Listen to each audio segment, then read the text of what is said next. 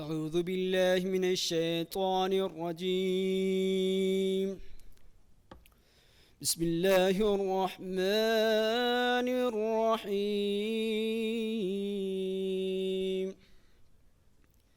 يا عبادي الذين آمنوا إن أرضي واسعة فإياي فاعبدون. كل نفس ذائقة الموت. كل نفس ذائقة الموت ثم إلينا ترجعون. والذين آمنوا وعملوا الصالحات لنبوئنهم من الجنة غرفا تجري من تحتها الأنهار خالدين فيها. نعم أجر العاملين. صدق الله العظيم.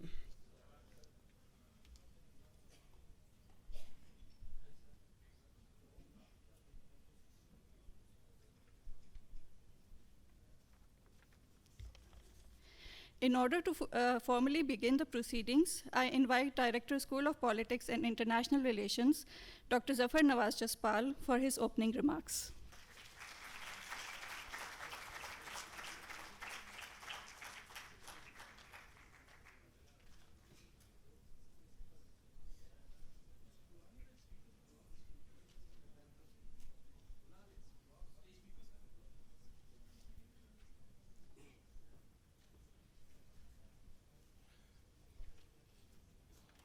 سارے اسپیکرز کو بلا لیں پھر اس کے بعد پھر ٹھیک ہے سر.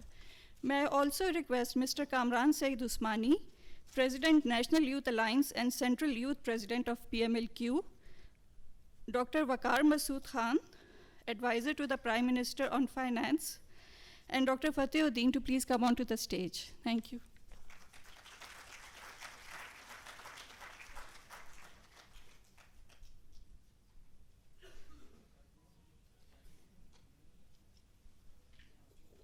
پروفیسر شبانہ کا جو ہے professor doctor Shabana because she will be chairing the session, sir.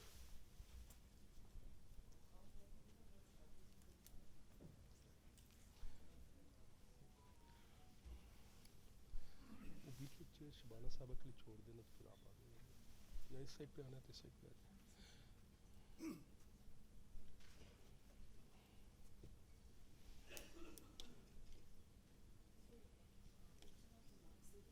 نہیں آپ ادھر بیٹھے نا چیئر آپ کر رہے ہیں نا تو اس کے بعد آپ آئیں نا تاکہ فارملی پھر اس کے بعد آپ ٹیک اوور کر لیجیے گا نا مڈل پر چیئر پہ نا.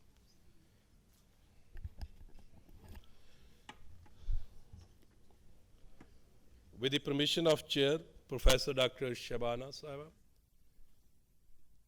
I formally welcome all of you on behalf of the School of Politics and International Relations, Quaid-e-Azam University. I'm highly honored from the dignitaries who are presenting themselves here and sharing their views on the FATF impact on South Asia. It's a very important current topic, and not only for the international community, for us as well. If you see the FATF, Pakistan has been twice in the grey list from 2018 to 2022, second time, and we managed well. And we were in this not because of our crimes, but because of discriminatory policies of the international politics or in great powers. So I am very much delighted to share this, that today the experts will be going to explain us that how we have to steward our state and also look how the international community is going to treat India. Because next month, for whole month, FATF team will be in India, and whether they are judging India correctly or incorrectly, that will also determine that what is the FATF actuality. We understand when it was created by the G7, the primary focus was to curb the money laundering. But since 2001, the focus has been on the terrorism. But at the same time, we have seen in the last 1 decade, the focus remain on these two things, but there's an addition that how to, you can say, undermine the sovereignty of the other states, how to discriminate and try to judge or punish the state, especially by the G7 or by the 39, not today, 40 members of the FATF, which is Indonesia has also included in it. There are 2 points which are very significant for us when we look about the FATF. Yes, objectively speaking, it's good, but at the same time, it will be determined that a member of the FATF, which is under scrutiny, whether it will be going to be scrutinized properly or not. Here, my second point is, last year, they started criticizing the Russian Federation, and this year in February, they suspended the membership of the Russian Federation of the FATF. But at the same time, we are waiting when they are going to suspend the membership of Israel of the FATF, because Israel is involved in a state terrorism in Gaza. And the third here point in link is that how they are going to adjust India's sponsored terrorism. It has been established now, established by Canada, the killing of a Sikh leader. It was an act of terrorism, and the Canadian government has been protesting. NATO, Canada is a member of the NATO. NATO members are always critical about the terrorism or these kind of things, but why not on this issue? The second important thing is how they are examining the 8 naval officers, decorated naval officers, so-called Indians. They have been trialed in Qatar. So, allegation is spying. That means that employees and ex-employees of the state are involved in these kind of the things. And the third, Yadev, which we have arrested, serving naval officer. So money laundering is not for the non-governmental organization or a non-state actor so-called. Money laundering also fall in this categorization where the state transfer the money to its own people, to spying, to conducting, or these kind of the activities in the other state, within the other sovereign states. So we have to keep in mind these things when we are examining all these things. Of course, it's a good initiative on a 1st November that in this month when the things are happening in our neighborhood, we critically examine and see how the things are happening. With this, once again, I welcome all of you, and especially our honorable guests. And now I hand over the entire ceremony to the Professor Shabana Sahiba, who is the chair of the session. Thank you.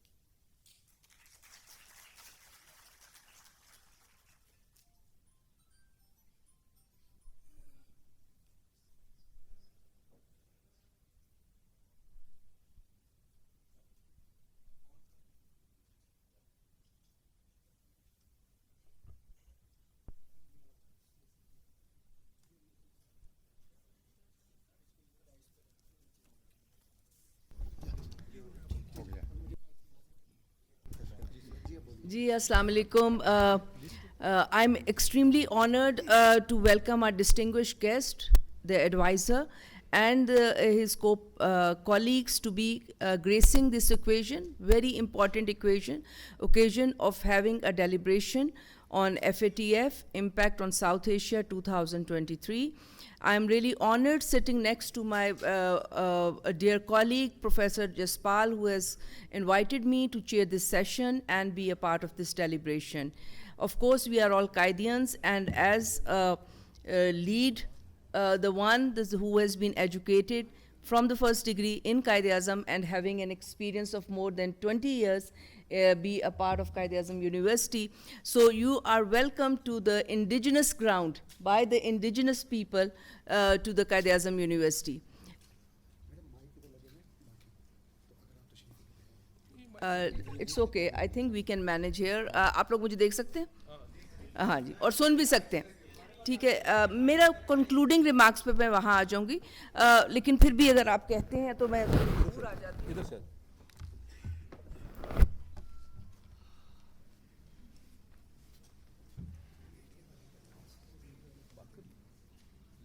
Today we are living in an interconnected world, اور اس کی demand یہ ہے the more you project the better it is.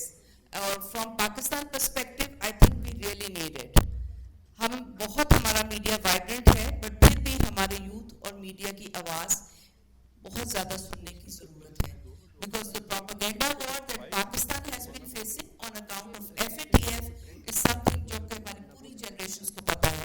میں bilingual اس لیے بھی بول رہی ہوں کیونکہ ہم سارے ہی ایکچولی اردو ہی بولنی چاہیے, لیکن because we are product of English system and that's what we have to reach out the international audience in the language that everybody understands. With this, I would request our senior member, or the way they would like to educate us on the very important topic that we are deliberating today. Uske baad thodi der hum question answers ke liye time lenge, and then I'll be concluding the session. Thank you so much, and I'll invite our seasoned speakers to come turn by turn and give their comments on the topic. Thank you so much.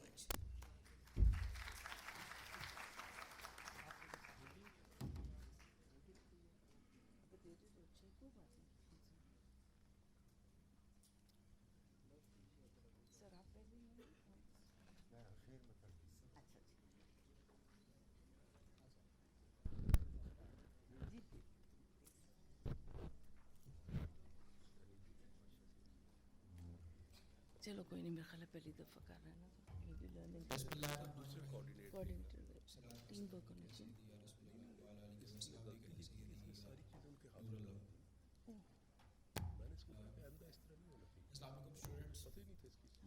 تمام معزز مہمانوں کا اور جتنے ہمارے students بیٹھے ہیں, آپ سب کو میں دل کے عطا گرائی سے سلام پیش کرتا ہوں. ہمارے سامنے اس ٹائم پہ پی ایچ ڈی اسکالرس بیٹھے ہوئے ہیں. میں اپنی بات کا آغاز یہاں سے نہیں کروں گا کہ میں یہ سمجھاؤں کہ فیٹف کیا چیز ہے اور اس کا کیا کام ہے, لیکن پھر بھی اپنی گفتگو کو میں کوشش کروں گا کہ میں آسان الفاظ میں ادا کر دوں, کیونکہ اس کی وجہ یہ ہے کہ بہت سے لوگ جو ہوتے ہیں وہ ہمیں تھرو سوشل میڈیا دیکھ رہے ہوتے ہیں, اور میں یہ چاہتا ہوں کہ جو چیز میں بتانا چاہ رہا ہوں وہ ایک پی ایچ ڈی اسکالر سے لے کے ایک میٹرک کا بچہ جو ہے وہ تک تھوڑا بہت سمجھ آ جائے اس کو کہ بیسکلی ایکچوئل چیز کیا ہے. دیکھیے, جسٹ اے سیکنڈ, جس انڈیا کو ہم لوگ جانتے ہیں نا, وہ انڈیا کا ایک محض پارٹ ہے, لائک یو کین سے ایک حصہ ہے, بہت چھوٹا سا حصہ ہے نارتھ انڈیا, اور جو دوسرا حصہ ہے اس کو ساؤتھ انڈیا کہا جاتا ہے. اب میں یہ ساری بات کنکلوڈ کر کے ایف اے ٹی ایف کس طرح افیکٹ کرے گا ہمیں اور باقی ساری چیزوں پہ میں اس پہ لے کے آؤں گا. انڈیا کے دو حصے ہیں, ایک نارتھ انڈیا, ایک south India. North India basically جو ہمیں پرومیننسی میں نظر آتا ہے, خاص طور پہ جیسے آپ کا بالی ووڈ ہو گیا اور باقی ساری چیزوں کے تھرو آپ کو دکھایا جاتا ہے, ممبئی ہو گیا, دلی ہو گیا, باقی علاقے ہو گئے. جو نارتھ انڈینز ہیں نا جی, وہ سارے اپنی ایکٹیویٹیز اور سارے اپنے فنکشنز جو ہے نا وہ ساؤتھ انڈیا کی اکانومی پہ پرفارم کر رہے ہوتے ہیں. کسی بھی دنیا میں جا کے انہوں نے پراکسیز لڑنی ہے, جنگیں لڑنی ہیں, کچھ بھی کرنا ہے, انڈینز نے سارا جو خون چوسنا ہوتا ہے نا وہ ساؤتھ انڈینز کا چوسنا ہوتا ہے. اور یہ جو نارتھ انڈینز ہیں یہ بیسکلی الائنڈ ہوتے ہیں, یہ جو برامن سامراج ہے بیسکلی جو ایکسٹریمسٹ گروپ ہے, یہ الائنڈ ہوتا ہے انڈیا کی اسپیسیفکلی جو آپ کہہ لیں جو بزنس ایلیٹس ہیں, لائک ٹاٹا, برلا, امبانی, ٹھیک ہے. اور یہ ٹاٹا, برلا, امبانی جو ہے یہ آگے سے تین ایکسٹریمسٹ گروپ جو ہیں انڈیا کے موسٹ پرومیننٹ, جس میں آر ایس ایس ہے, بجرنگ دل ہے, ان کو جو ہے فائنینشلی سپورٹ کر رہے ہوتے ہیں. اور ان ایکسٹریمسٹ گروپس نے اپنے اسکولس, ہاسپٹلز, یونیورسٹیز, ہر چیز بنائی ہوئی ہے, اور وہاں پہ ایک اسپیسیفک جو ہے وہ مائنڈ سیٹ تیار کیا جاتا ہے. وہ اینٹی پاکستان بھی ہو سکتا ہے, اینٹی اسلام بھی ہو سکتا ہے, مطلب ان کے ایجنڈا کے علاوہ کوئی بھی چیز ہوگی اس کے وہ اینٹی ہے. اور انہیں اسپیسیفکلی خاص طور پہ اکھنڈ بھارت آئیڈیالوجی جسے آپ کہتے ہیں گریٹر انڈیا, اس آئیڈیالوجی پہ تیار کیا جا رہا ہے. یہ بچے ٹرین ہوتے ہیں, اس کے بعد یہ بچے جو ہیں ججز لگ جاتے ہیں, بیوروکریسی میں چلے جاتے ہیں, فارن آفیسز میں یہ بیٹھے ہوتے ہیں, ان کی ایجنسیز میں یہ بچے کام کر رہے ہوتے ہیں, اور ایونچولی جو ہے یہ سارا سسٹم جو ہے نا یہ بچے کنٹرول کر رہے ہوتے ہیں. اب اس کے کنکلوژن پہ بھی میں بعد میں آتا ہوں. ان گروپس کی فنڈنگ کس طریقے سے آتی ہے اور اس میں ایف اے ٹی ایف اور فیٹف کا کیا کردار ہے میں آپ کو بتاتا ہوں. بیسکلی فیٹف نے انڈیا سے اب آلموسٹ تقریباً کوئی 350 کے قریب سوال کیے ہیں. If I am not wrong may be 350 is the right figure. 350 کے قریب سوال کیے ہیں. پاکستان کو 27 سے 29 کے قریب سوال کیے گئے تھے اور پاکستان 3 سے 4 سوالوں کا جواب جو ہے وہ پراپرلی نہیں دے پایا, جس وجہ سے پاکستان جو ہے 2-3 سال نہیں دے پایا تھا, جس وجہ سے پاکستان جو ہے وہ گرے لسٹ میں جا رہا تھا. اب انڈیا سے 350 سوال پوچھے گئے ہیں ان کے اندر جو معاشی بے ضابطگی ہیں ان کو لے کر. اب یہ فیٹف کا بیسکلی دھیان تو انڈیا کے 3 مین سیکٹرز پہ ہے نا جی. ایک ہو گیا انڈیا کا real estate, second is crypto, third جو ہے ان کی قیمتی سٹونز اور جو جیولری مارکیٹ ہے, اس کے بارے میں فیٹف تھوڑا جاننا چاہتا ہے. فیٹف تھوڑا سا جاننا چاہتا ہے.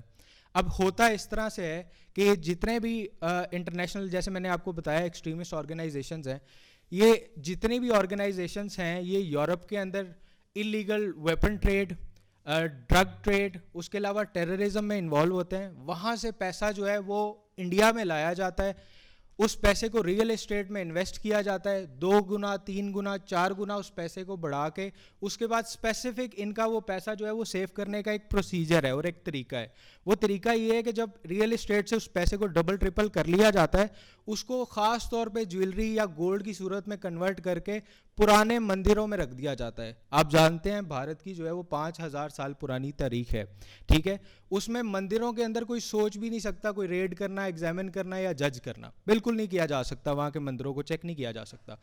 اس ریئل اسٹیٹ سے ڈبل کیے ہوئے پیسے کو مندر میں لایا جاتا ہے اور پھر مارکیٹ میں جب کسی ملک کے خلاف اسٹیٹ ٹیررزم یا کسی بھی چیز میں اس کو جب یوٹیلائز کرنا ہوتا ہے تو کرپٹو کے ذریعے جو ہے اس کو یوٹیلائز کیا جاتا ہے.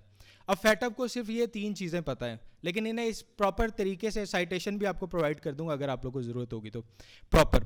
اچھا, اس طریقے سے یہ کیا جاتا ہے. اب فیٹف کو 2 اور جو ہیں خاص طور بالی ووڈ اور جو ان کی کسینو انڈیا کی ہے سارے مارکیٹ ہے, اس کے بارے میں بالکل آئیڈیا نہیں ہے.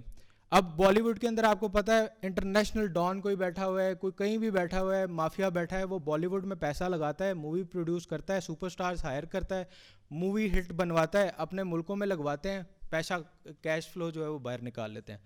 انڈیا کے اندر معاشی بے ضابطگیوں کا حال یہ ہے کہ کسینوں میں ایک بندہ آئے گا, منہ اٹھا کے اندر جائے گا, واپس نکلتے ہوئے 10 کروڑ روپیہ لے کے آئے گا اور بولے گا جناب میں تو اندر جیت گیا ہوں اور کوئی منی ٹریل نہیں ہے. تو میری آپ سارے جو پی ایچ ڈی اسکالرز ہیں ان سے گزارش ہے, میں اپنی بات کو کنکلوڈ کرتا ہوں, کہ ہمارے لیے یہ چیز بہت زیادہ ضروری ہے کہ ہم ایف اے ٹی ایف کو جو ہے وہ میلز کریں. آپ اس پہ, میری آپ سے گزارش ہے کہ آپ اس پہ ریسرچ کیجئے, ریسرچ پیپرز لکھیے وتھ سائٹیشن جو ہے وہ ایف اے ٹی ایف کو میل کیجئے, کیونکہ یہ ہمارے لیے بے حد ضروری ہے. آپ نے اگنور کیا, فلسطین کے معاملے میں بھی آپ نے دیکھ لیا نا, گریٹر اسرائیل کی طرف وہ جا رہا ہے. آج میں آپ کو کہہ رہا ہوں کہ وہ اکھنڈ بھارت انڈیا بھی اسی طرف جا رہا ہے. اگر آپ چاہتے ہیں کہ آپ کی آنے والی نسلیں جو ہیں وہ اکنامکلی اور باقی ہم لوگ اسٹیبلٹی رہیں, کیونکہ ایونچولی جب وہاں پیسہ جمع ہوتا ہے پراکسی وار کے تھرو ڈیمیج آپ کو ہی کیا جاتا ہے ڈفرینٹ جگہوں پہ. تو لہٰذا آپ لوگ انہیں میل کیجئے, ہم بھی کریں گے, اور اس معاملے کو جو ہے وہ ہم سب نے مل کے جو ہے وہ ہائی لائٹ کرنا ہے. Thank you so much.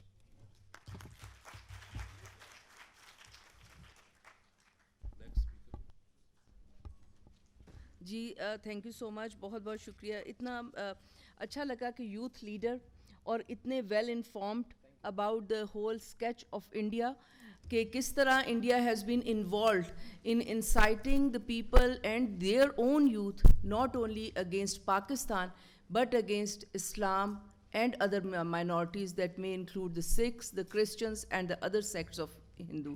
Hinduism. So سب سے امپورٹنٹ بات یہ جو آپ نے کہی کہ کس طرح پیسے کو استعمال کیا جاتا ہے, اور پھر اس کو ہم ریلیٹ کریں گے کہ FATF جو کہ آج کا مین ٹاپک ہے, اس سے انڈیا پہ کیا امپلیکیشنز آتی ہیں, اور انڈیا کے جو اس کی طریقہ واردات ہے اس کا پورے ساؤتھ ایشیا میں اور گلوبل لیول پہ کیا امپلیکیشنز ہیں, اور اسے کس طرح ریڈ کرنا چاہیے. کیا FATF ہمیشہ کی طرح خاموش رہے گی اور کچھ لوگوں پہ سلیکٹو جسٹس کی طرف جائے گی اور کچھ لوگوں کو اگنور کرے گی. سو اس سے آگے بڑھتے ہیں, اور میں ریکویسٹ کروں گی ہمارے بڑے سیزنڈ پولیٹیکل اینالسٹ ہیں. We are lucky to have in Quaid Azam university with you doctor Raja Kashif Sahib, جو کہ زی ٹی وی تو نہیں کہہ سکتی, ہاں چلیں جی اینالسٹ کہتے ہیں. میں نے analyst can be anywhere, اپنے گھر میں سے لے کے میڈیا پہ, اور ان کی جو ریچ ہوتی ہے اور سوچ ہوتی ہے وہ بہت وسیع ہوتی ہے, اور مین مقصد اینالسٹ پولیٹیکل اینالسٹ کا یہی ہوتا ہے کہ ہم ساروں کو ایجوکیٹ کریں اور ایک کنسٹرکٹیو طریقے سے آگے بڑھیں. ڈاکٹر راجہ صاحب, یو آر ویلکم ٹو سے the words.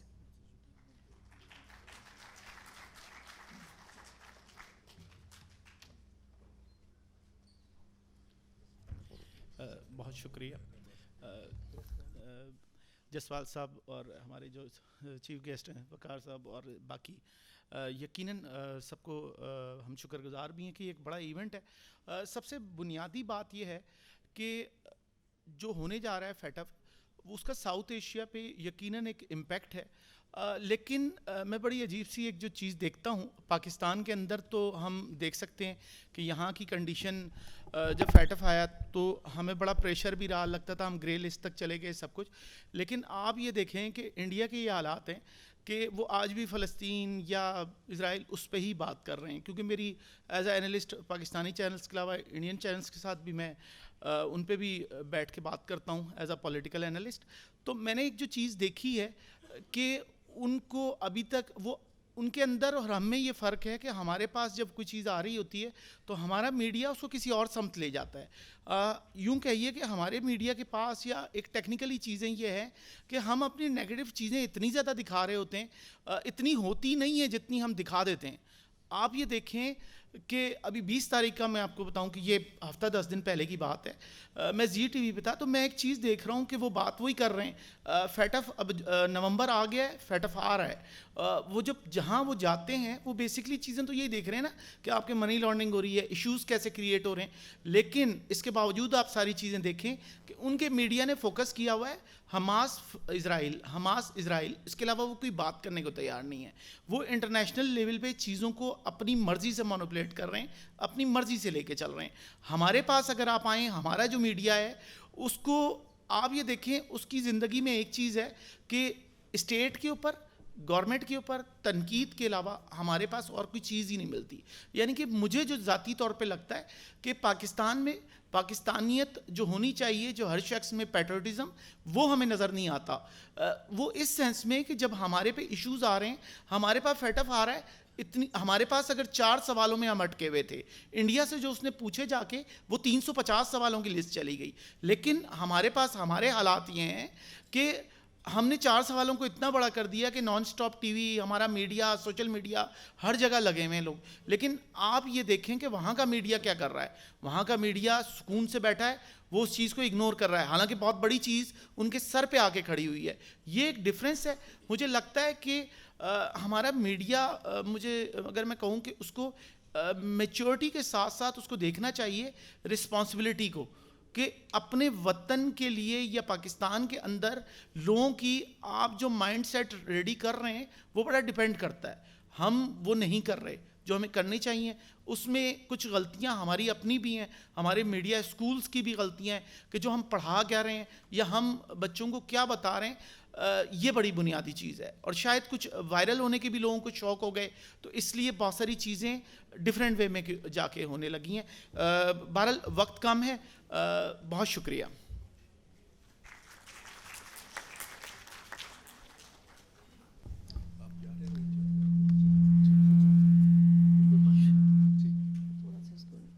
G thank you so much.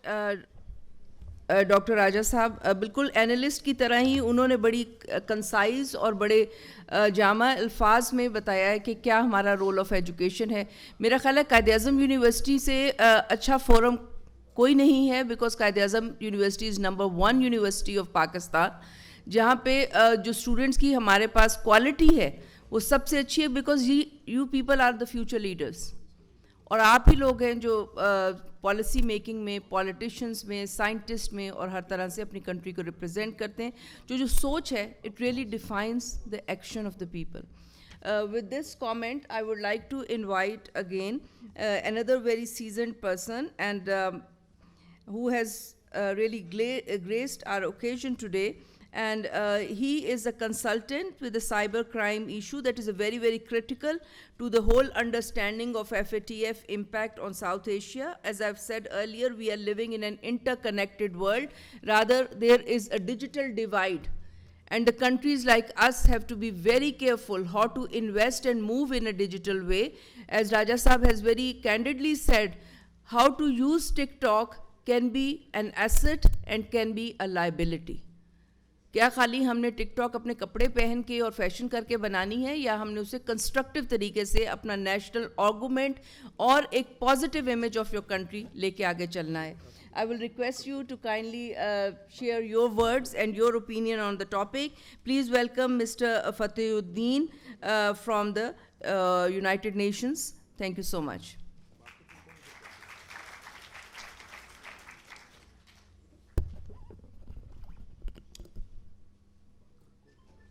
Bismillah ar-Rahman ar-Rahim. Thank you very much, Dr. Shabana. Before I jump to the topic which I am invited here for, میں doctor Jaswal نے بڑا precisely بتایا کہ India کس طرح سے international terrorism یا cross border terrorism میں انوالوڈ ہے. ہردیپ سنگھ نجر is one of the greatest examples but not the only one, جس کو Justin Trudeau prime minister of Canada نے اپنے پارلیمنٹ میں بڑے واضح الفاظ میں بتایا. Thank you. انہوں نے بڑے واضح الفاظ میں بتایا کہ انڈیا اس قتل کی واردات کے پیچھے ہے. ہمارے پاس 5 آئی کی طرف سے کریڈیبل انفارمیشن یا ایویڈنس موجود ہے. Do you have any idea what is 5 eye? Anybody has heard the name 5 eye? 5 آنکھیں. ہماری تو 2 ہے نا. تو 5 آنکھیں basically the U S, Canada, Australia, New Zealand and the United kingdom. انہوں نے مل کر ایک آرگنائزیشن جس کو سپرا انٹیلیجنس, جیسے CIA ہے, موساد ہے, KGB, ہر یہ ملکوں کی ہماری انٹیلیجنس ایجنسیز ہیں, اسی طرح سے ہر ملک کی, تو 5 ملکوں نے مل کر بنائی. ان 5 ملکوں کی جو کمبائنڈ انٹیلیجنس ہے دیٹ از کالڈ 5 آئی.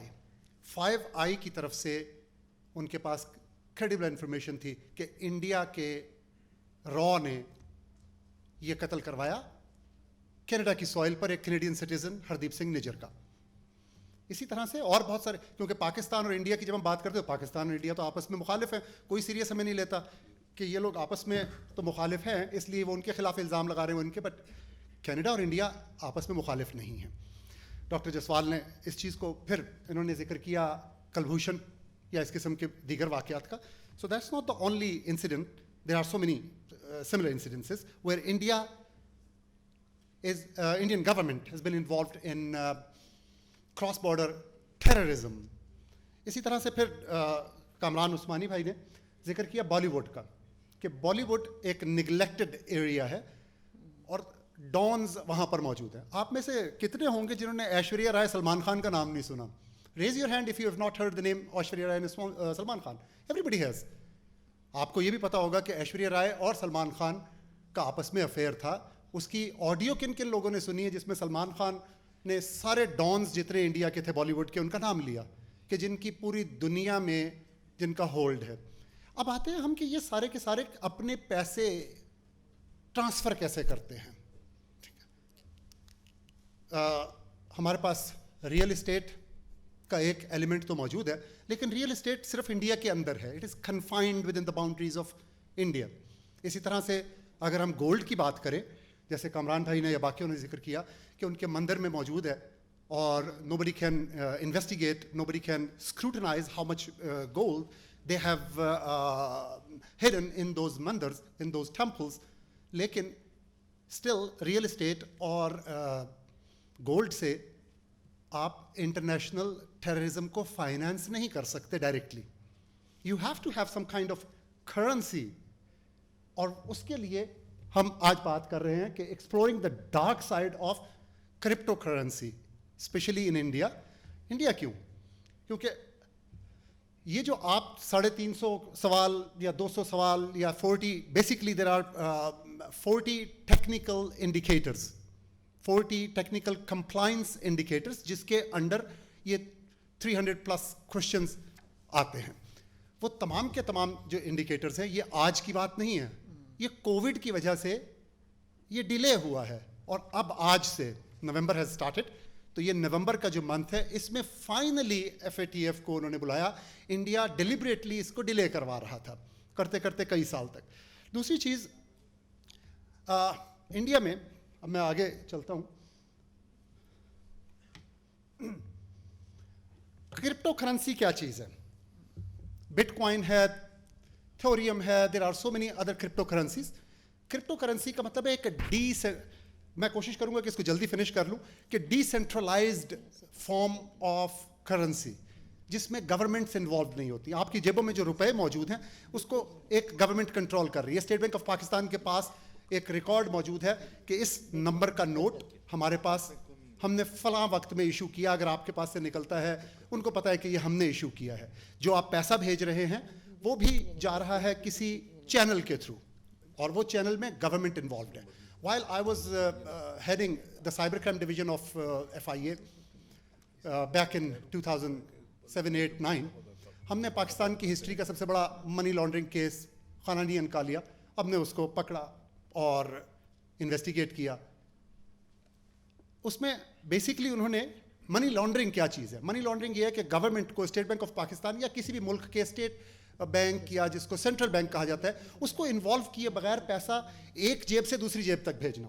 जैसे हमारे स्पीकर्स ने बताया कि पैसा एक जगह इंडिया से निकल रहा है, कनाडा पहुंच रहा है, ब्रिटिश कोलंबिया जा रहा है, सरे वहाँ की जो एक टाउन है नेक्स्ट टू वैंकूवर, वहाँ तक पहुँचा.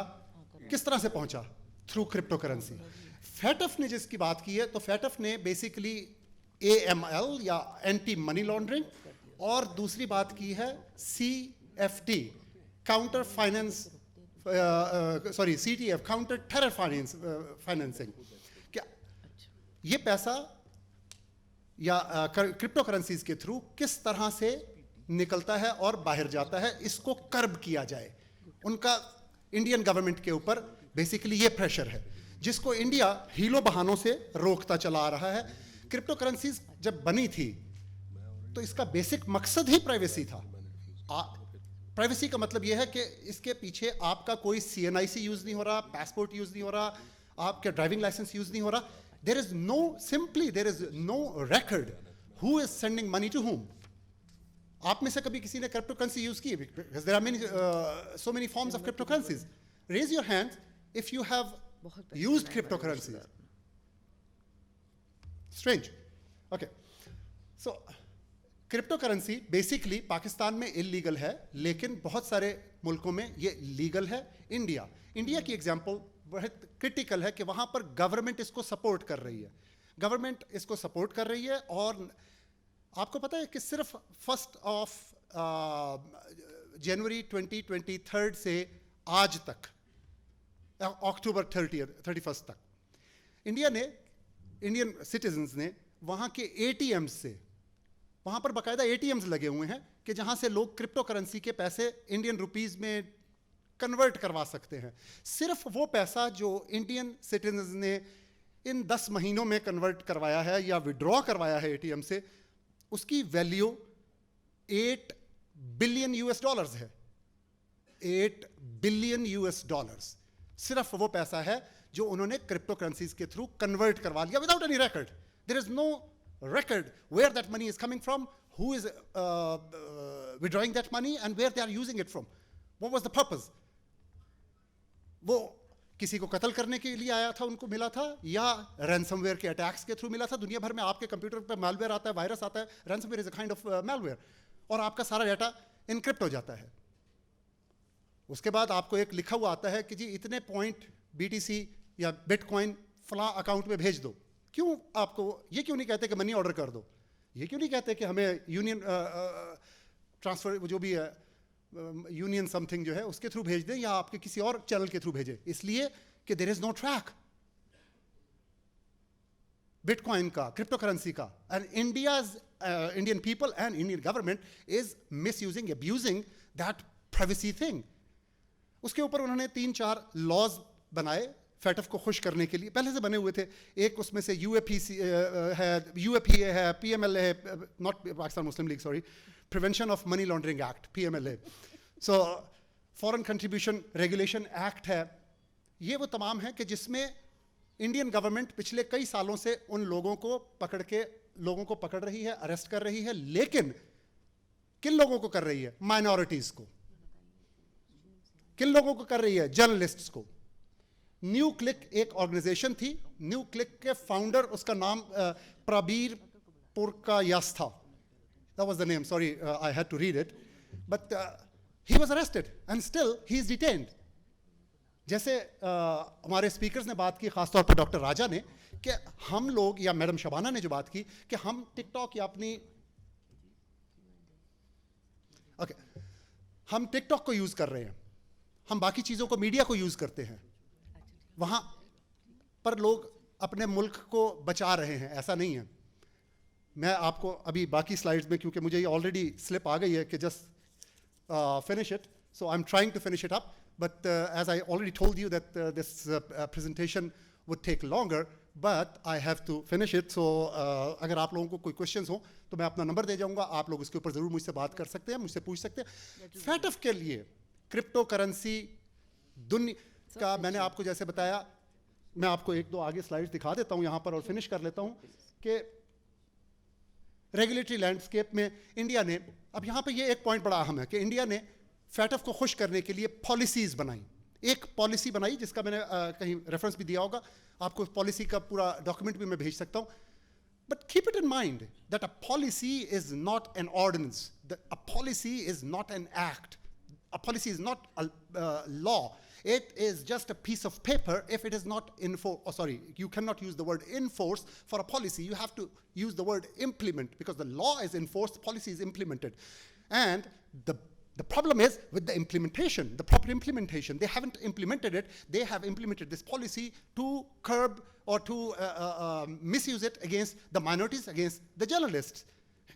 اور اس کے علاوہ ایک اور چیز میں آپ کو یہاں پہ بتا دوں کہ صرف سنگاپور میں ایک, یہاں پہ میں نے آگے اس کا نام بھی مینشن کیا تھا, آپ کے ساتھ میں شیئر کر دوں گا.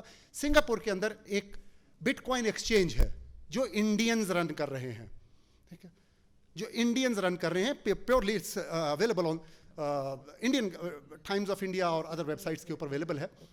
80,000 بٹ کوائن, 80,000 بٹ کوائن کا 2022 کے اندر انہوں نے منی لانڈرنگ کا کیس تھا جو پکڑا گیا ہے, صرف ایک but coin exchange.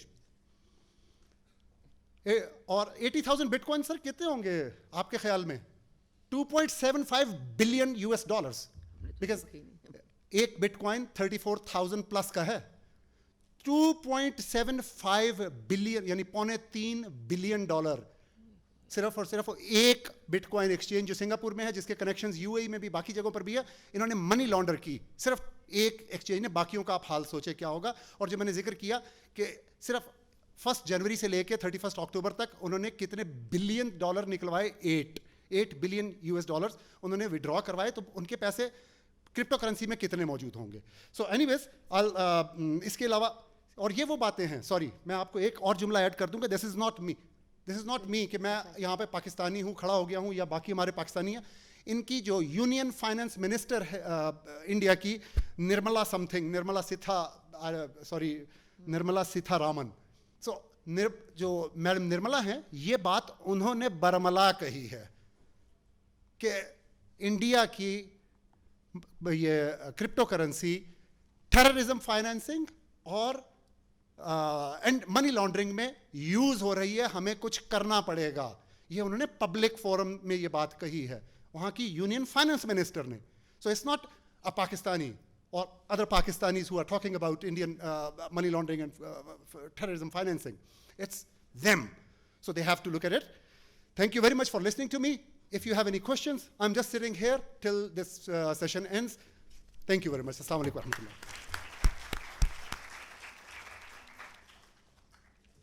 Thank you so much, Fatehudeen Saab. You have given a very, very informative and an ideal presentation for the students, and we would like to circulate that with the student if you allow that.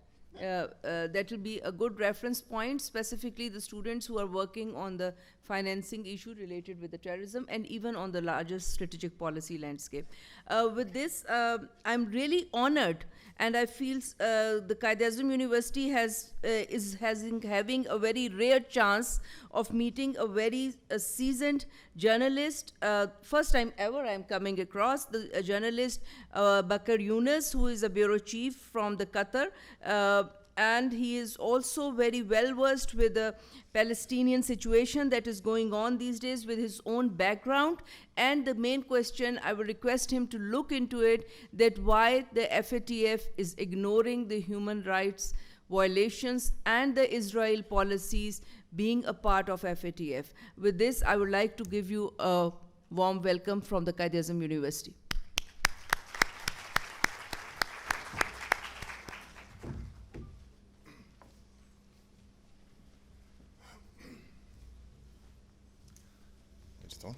Assalamu alaikum. Recently, I'm sure everybody watching what's happening in Palestine and how the Israeli troops are bombarding people and who lives in Gaza. For long years, Gaza was under siege. It's been like around 17 years since Gaza was under siege. Nobody can go in, nobody can go out without a very special and difficult to get permission. No money can go in, no money can go out.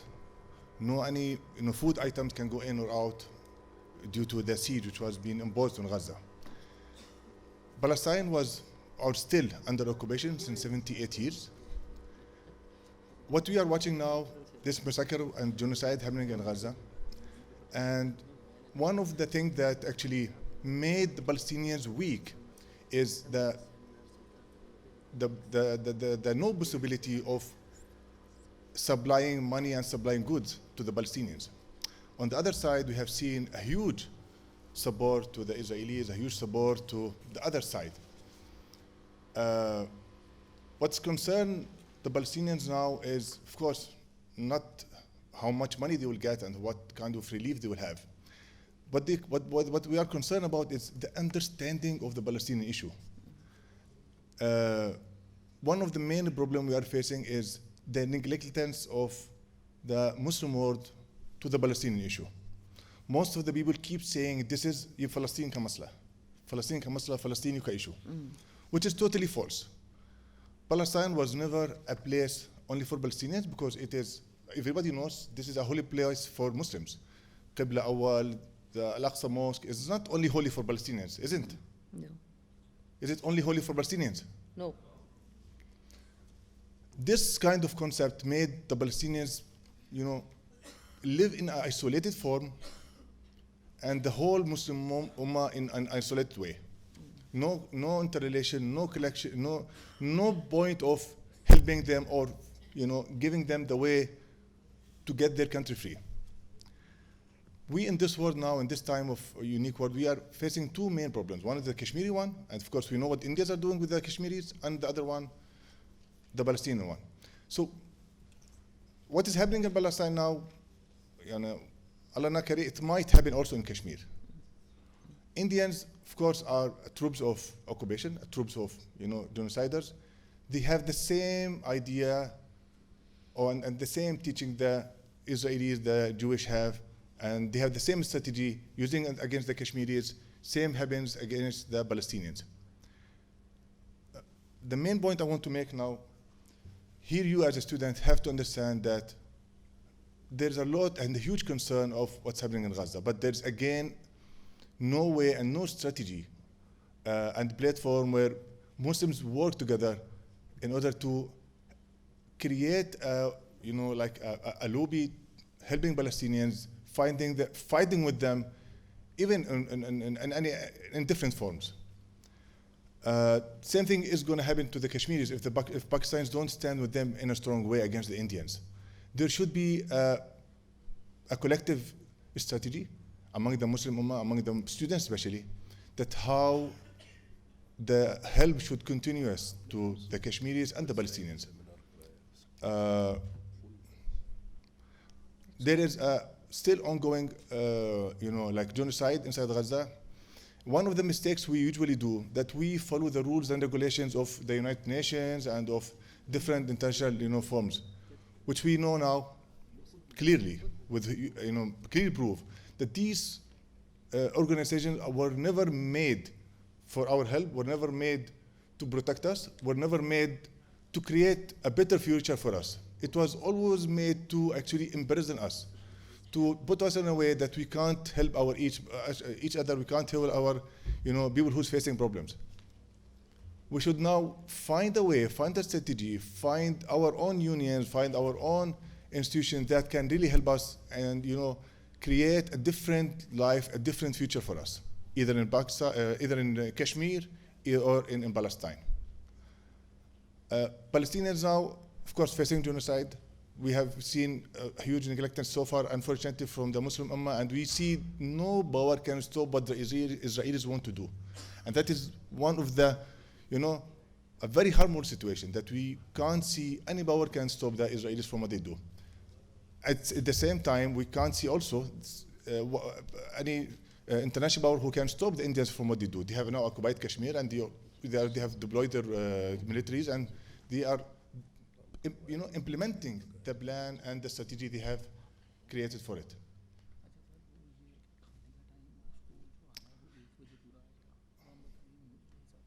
Anyhow,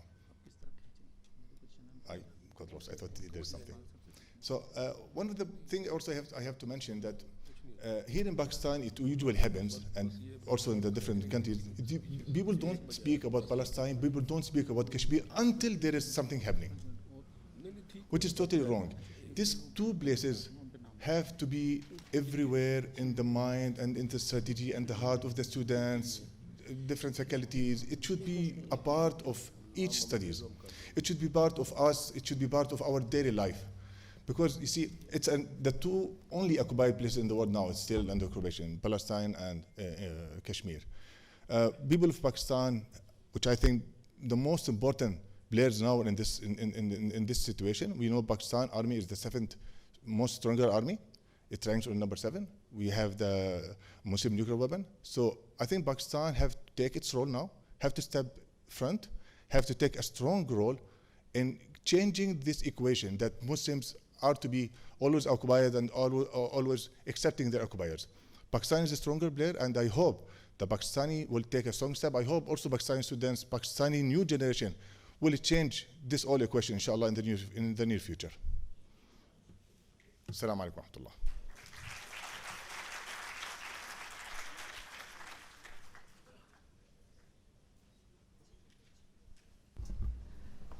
rahmatullah. Palestine is such an issue, or rather it is a human rights issue, and I think it is not only for the Muslim world a big question, it is for the whole humanity. And for Pakistan and has been trying for its best to stand up to the cause of humanity wherever it has occurred. The misuse and the failure of the human rights standards, specifically in Kashmir and even in India, against the Sikhs, against the other minorities in Sri Lanka, and stretching back to the other parts of the world. Unfortunately, you have very well said, Bakr, that we are not united. This is one of the gifts of the nation states that the states have inherited after the Second World War. And I still believe nation-state system is one of the best systems. The worst thing is if the policies are not implemented of justice, as has been pointed out by our scholar, the Fathiuddin Saab. We have the policy, we have the vision, but who is going to implement? Is it going to be a more of a wait-and-see policy that we have grown up with? or it is going to be the peace architects that we are trying to make as a part of the mentoring in Quaid-e-Azam University and in our research worldwide. Having said this, I would like to invite one of our young graduated faculty member, Dr. Bakir Malik, who is very expert.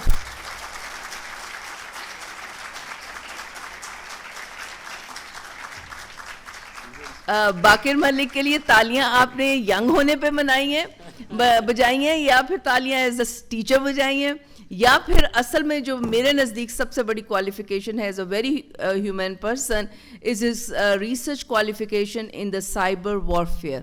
This is something we really need, and I think this is something you people also need for our future skills. Thank you so much. Over to you, Bakir. Thank you so much, ma'am. اچھا, یہ جو FATF کی ایک visit ہے, سب سے پہلے تو ہمیں یہ سمجھنا چاہیے کہ وزٹ ہو کیوں رہا ہے. از اٹ اے نارمل وزٹ یا کوئی ایسے سیریس کنسرن ہے جس کی وجہ سے انڈیا کا وزٹ ہو رہا ہے یہاں پر. اس کے علاوہ کیونکہ اس میں شارٹ کیا ہے 3-4 کویشچنس کے اندر جس پہ پر میں بات کروں گا. پہلا تو یہ کہ why FATF is visiting India, is it a normal visit or serious concern. Second, how India is basically showing a response, yeah, what India has done or what response is basically showing on the FATF نے جو question جو اس کے اوپر کیا کر رہا ہے. Third یہ ہے کہ چیلنج کیا ہے, اس کے مین چیلنج کیا ہے. فورتھ اس کے اوپر ہوگا اس کا فیوچر پرسپیکٹیو کیا ہوگا انڈین اکانومی کے اوپر بھی, اور یہ ساؤتھ ایشین ریجن کے اوپر بھی اس کے اوپر ہم وہ ڈسکس کر لیں گے. پہلے تو چیز یہ ہے کہ جو وزٹ ہے کیا یہ ایک نارمل وزٹ ہے یا کوئی ایک سیریس کنسرن ہے جس کی وجہ سے فیٹف وزٹ کر رہا ہے. ویسے یہ وزٹ ڈیو تھا کہ 2019 میں, پھر 2020 میں آیا, کووڈ کی وجہ سے یہ ڈیلے ہوا, اب یہ 2023 کے اندر آیا.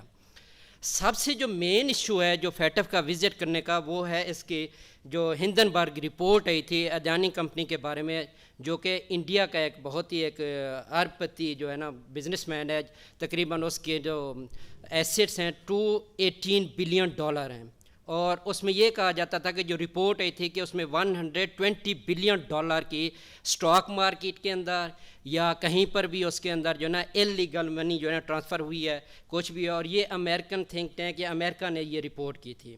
اس کے بعد فیٹف نے جو اپنا وزٹ تھا یا اس کو بیسکلی جو وزٹ کا پرپز بتایا, انہوں نے 350 ڈفرینٹ کویشچنز ان کو لکھ کے دیے کہ یہ 350 پوائنٹس تھے جس کے اوپر آپ نے ہمیں یہ ایڈریس کرنا ہے کہ کیا یہ ایشو ہے.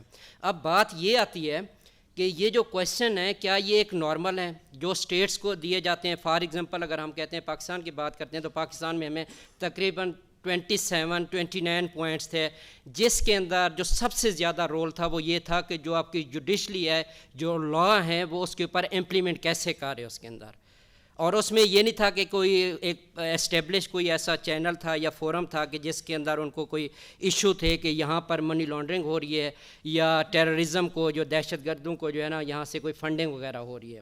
تو وہ ہمارے ایک لوکل لا کے اندر جو تھوڑے سے پرابلم تھے ان کو بیسکلی ایڈریس کیا گیا تھا. تو یہاں پر 350 کویشچنز دینے کا مطلب یہ تھا کہ اس کا مطلب ہے کچھ نہ کچھ ایسے سیریس کنسرن تھے جو فیٹف کی ٹیم کو وہاں سے کوئی ایویڈنس ملے, کسی قسم کی رپورٹ ملی, تو جس کی وجہ سے انہوں نے یہ وزٹ کے اندر نے پہلے جانے سے پہلے اپنے یہ کویشچن دے دیا. اب ہم اس کا امپیکٹ دیکھتے ہیں, کیا کوئی کویشچن کوئی ایسے سیریس تھے تو اس کو ہم دیکھتے ہیں کہ انڈیا اس کو بیسکلی کیسے ریڈ کر رہا ہے یا انڈیا اپنا اس کے بارے میں رسپانس کیسے شو کر رہا ہے. تو دیکھیں اس میں سب سے پہلے جو انڈیا نے اپنا کام کیا, انہوں نے تو بہت سارے جو اپنے اینٹی منی لانڈرنگ لا تھے انہوں نے چینج کر کے رکھ دیا.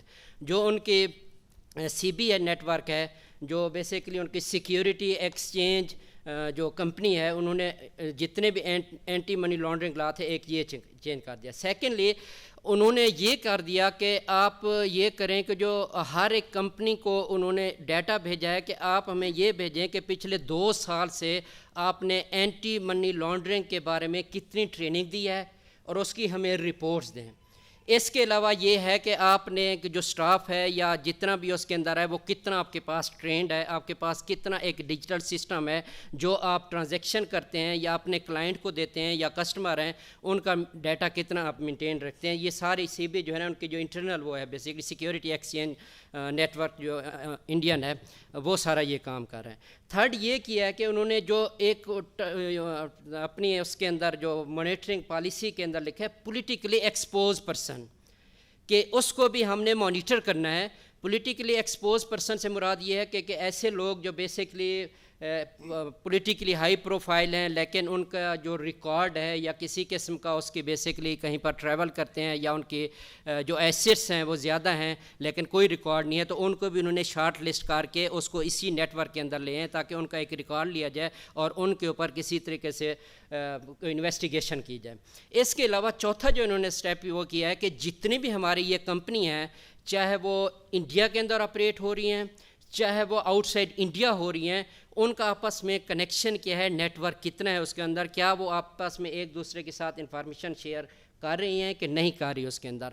سو یہ جو لا انہوں نے فارمولیٹ کیے جہاں پر, اس کے علاوہ جو پانچویں جو امپورٹنٹ چیز انہوں نے دی ہے ان کا ایک چارٹرڈ اینٹی کا نام دیا ہے. اس کا مطلب یہ ہے کہ جو چارٹرڈ اکاؤنٹنٹ ہیں, چارٹرڈ وہ سیکٹری ہیں, اس کے علاوہ جو ٹاپ مینجمنٹ ہے ان کو کہا ہے کہ اینٹی رپورٹنگ.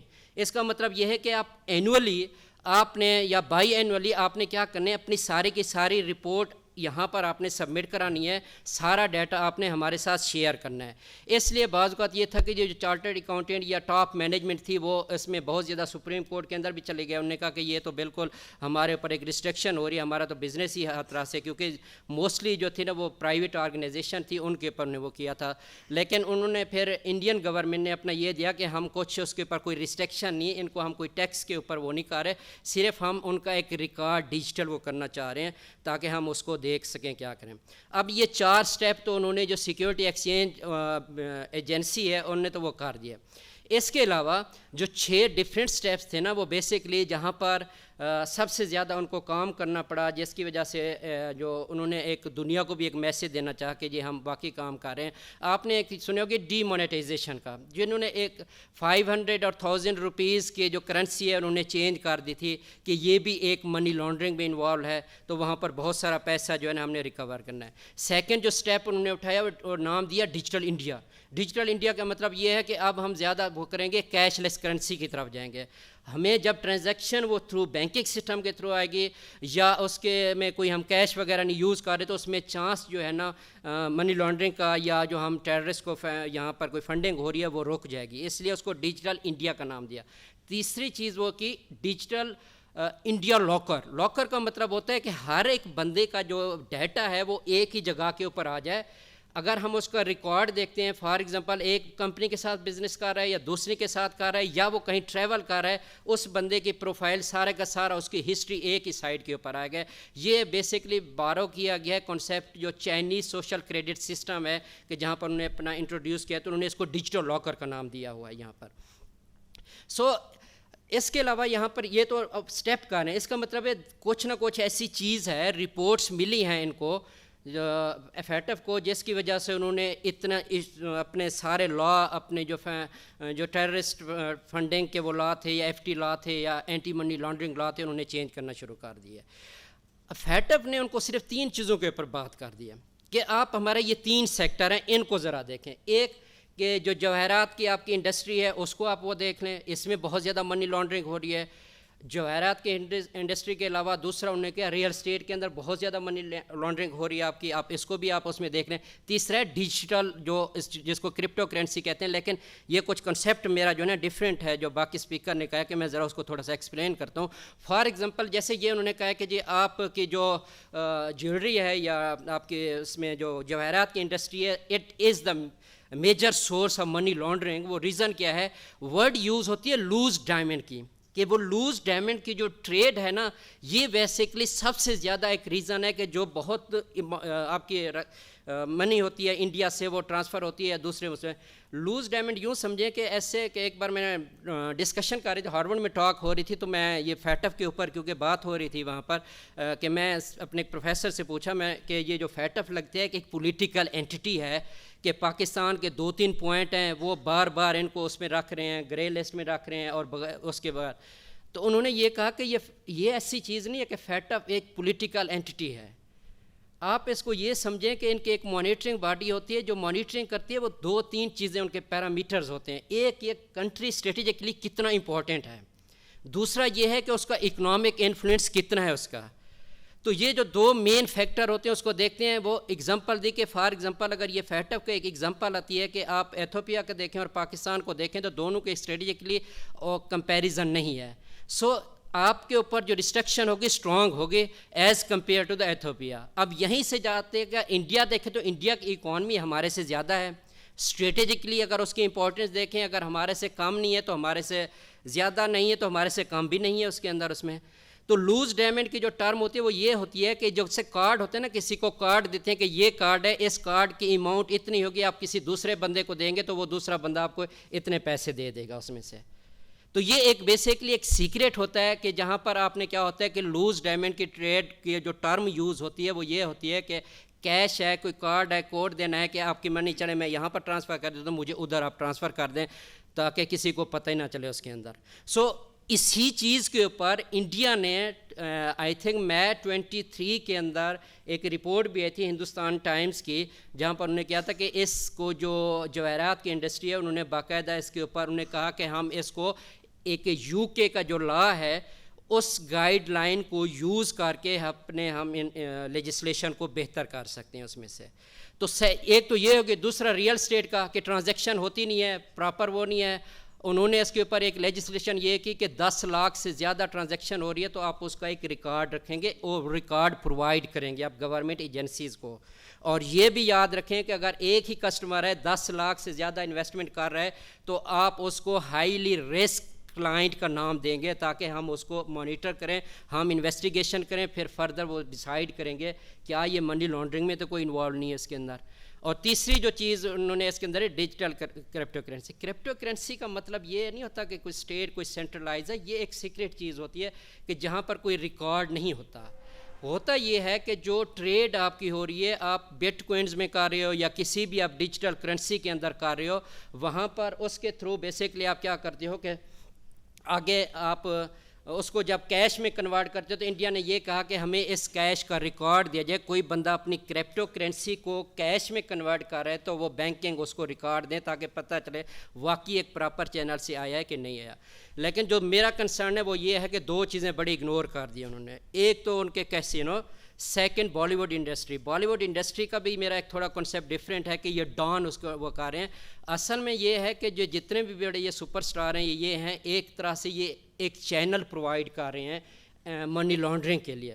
آپ کتنے ہی نیوز دیکھتے ہیں کہ فلاں ایکٹر یا ایکٹریس وہ پکڑی گئی ایئرپورٹ کے اندر منی لانڈرنگ کرتے ہوئے, کیونکہ جب وہ ایک سٹیٹس گین کر لیتے ہیں, ایک سپر سٹار بن جاتے ہیں تو ان کے اوپر جو چیک اینڈ بیلنس ہوتے ہیں ایئرپورٹ کے اوپر بھی وہ بہت کم ہوتا ہے ایز کمپیئر ٹو جو ایک نارمل آپ کا پیسنجر جاتا ہے یا ایک نارمل سٹیزن جاتا ہے.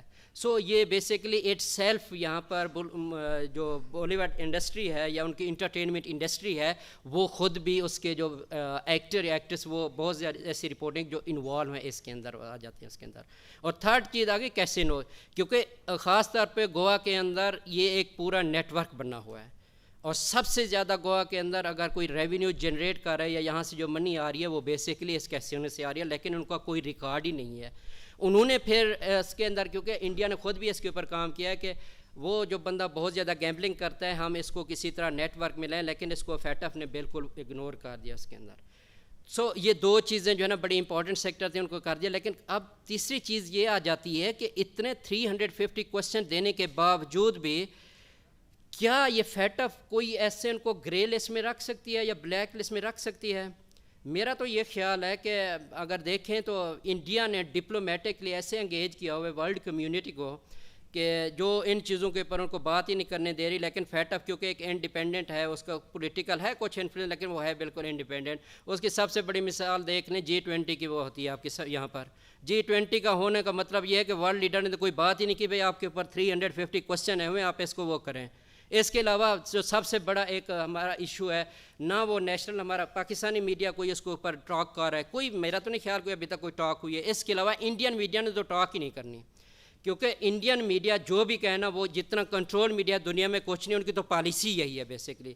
ہم نے اپنے ایک نیشنل انٹرسٹ کو پروموٹ کرنا ہے چاہے کچھ بھی ہو, اگر کوئی ایسی ایشو ہے نا ہم نے بیک پہ ہونا ہے. اگر یہی پاکستانی میڈیا کے دیکھیں تو آپ کو جب یہ فیٹف کے اوپر ہو رہے تھے یہ ایک تو اس کو پولیٹیسائز کر دیا گیا تھا, ہر ایک پولیٹیکل پارٹی اس کا ایک کریڈٹ لینا چاہ رہی تھی. سیکنڈلی میڈیا کے اوپر جو ٹاک ہو رہی تھی کہ ایسی ٹاک ہوتی تھی کہ جیسے یہ واقعی پاکستان کے اوپر انہیں کوئی بم گرا دیا ہے کہ آپ نے ہر حال میں یہ چیز کرنی ہے وہ کرنی ہے.